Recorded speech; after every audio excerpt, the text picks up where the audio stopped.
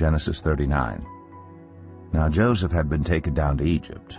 Potiphar, an Egyptian who was one of Pharaoh's officials, the captain of the guard, bought him from the Ishmaelites who had taken him there. The Lord was with Joseph, so that he prospered, and he lived in the house of his Egyptian master. When his master saw that the Lord was with him, and that the Lord gave him success in everything he did, Joseph found favor in his eyes and became his attendant. Potiphar put him in charge of his household, and he entrusted to his care everything he owned.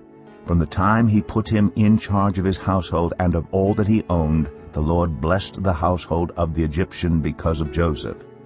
The blessing of the Lord was on everything Potiphar had, both in the house and in the field. So Potiphar left everything he had in Joseph's care. With Joseph in charge, he did not concern himself with anything except the food he ate. Now Joseph was well built and handsome, and after a while his master's wife took notice of Joseph and said, "Come to bed with me." But he refused. With me in charge, he told her, "My master does not concern himself with anything in the house. Everything he owns he has entrusted to my care. No one is greater in this house than I am. My master has withheld nothing from me except you, because you are his wife. How then could I do such a wicked thing and sin against God?"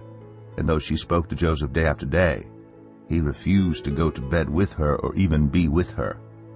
One day he went into the house to attend to his duties, and none of the household servants was inside. She caught him by his cloak and said, "Come to bed with me." But he left his cloak in her hand and ran out of the house. When she saw that he had left his cloak in her hand and had run out of the house, she called her household servants. "Look," she said to them, "this Hebrew has been brought to us to make sport of us. He came in here to sleep with me, but I screamed. When he heard me scream for help, he left his cloak beside me and ran out of the house." She kept his cloak beside her until his master came home. Then she told him this story: "That Hebrew slave you brought us came to me to make sport of me, but as soon as I screamed for help, he left his cloak beside me and ran out of the house." When his master heard the story his wife told him, saying, "This is how your slave treated me," he burned with anger.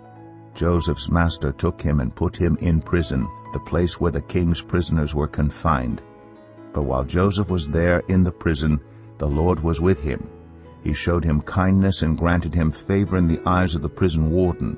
So the warden put Joseph in charge of all those held in the prison, and he was made responsible for all that was done there.